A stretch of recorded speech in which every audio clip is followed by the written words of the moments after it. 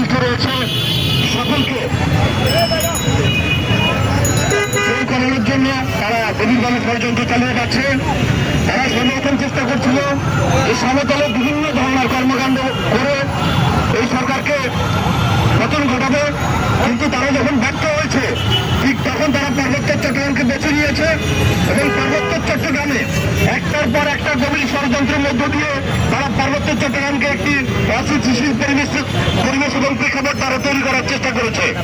আজকে আপনারা দেখেছেন যে গত 10 দিনের মাথায় পার্বত্য চট্টগ্রামে 2টি মব কিলিং হয়েছে। এটি একদমই সুপরিকল্পিত এই হত্যাকাণ্ডের মধ্য দিয়ে পার্বত্য চট্টগ্রাম শান্ত পাহাড়কে অশান্ত করার চেষ্টা করা হয়েছে।